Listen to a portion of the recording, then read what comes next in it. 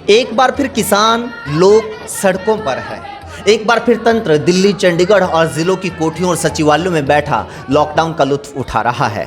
एक बार फिर news channel के एंकराएं किसान आंदोलन से नजरें फेर के, हजारों किसानों के प्रदर्शन से नजरें फेर के नोएडा के चमचमाते स्टूडियो में झिलमिल लाइट्स के बीच न्यूज़ का सर्कस कर रहे हैं।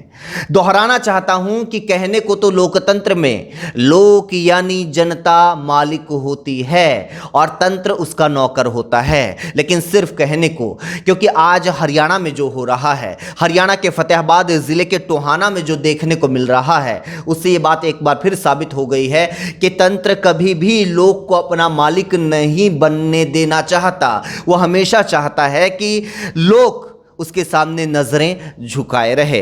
तभी तो सामूहिक तौर पर समझौता होने के बावजूद तंत्र समझौते पर अमल करने से मुकर रहा है। राकेश टिकैत, गुरनाम सिंह चढ़ूनी, योगेंद्र यादव, युद्धवीर सिंह, सुरेश कोथ, सुमन हुड्डा समेत कई महिला और पुरुष किसान नेताओं के साथ सैकड़ों किसानों को टोहाना थाने में ही सारी रात धरना देना पड़ा।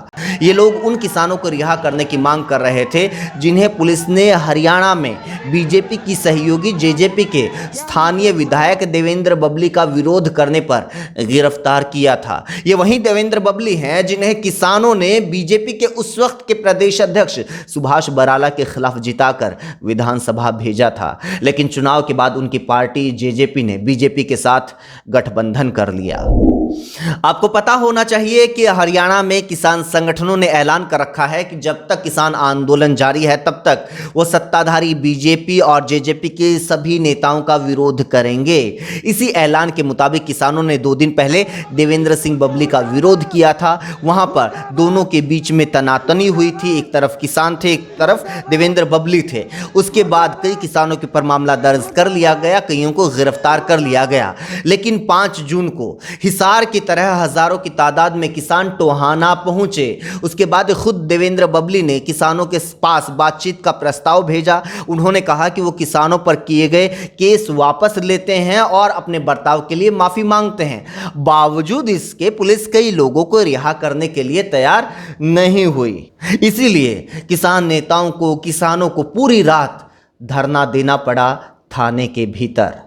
कुछ दिन पहले हिसार में भी ऐसा ही हुआ था। 16 मई को हजारों किसान मुख्यमंत्री मनोहर लाल खट्टर का विरोध करने के लिए हिसार पहुंचे थे, लेकिन पुलिस ने उनके ऊपर लाठी, डंडे, पत्थर और आंसू गैस के गोले बरसाए। बड़ी तादाद में किसान घायल हुए थे, महिलाएं भी लहूलुहान हुई थी।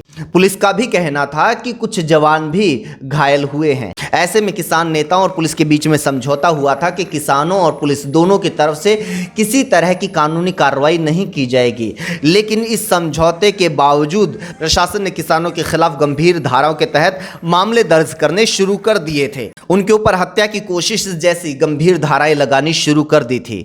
इसी वादा खिलाफी के खिलाफ 24 मई को हजारों किसान एक बार फिर हिसार पहुंचे और आखिरकार सरकार को झुकना पड़ा, सरकार को उनकी बात माननी पड़ी।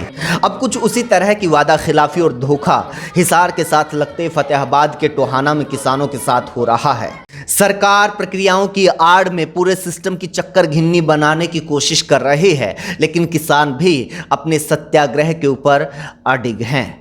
आप लोगों को ये जानकारी, ये वीडियो कैसा लगा, आप हमें कमेंट करके ज़रूर बताइए। इसे और लोगों तक पहुंचाने के लिए शेयर कीजिए, इसे लाइक कीजिए। हमारे यूट्यूब चैनल आपका रिपोर्टर को सब्सक्राइब कर दीजिए और साथ में जो बेल आइकॉन बना हुआ है उसको भी क्लिक कर दीजिए।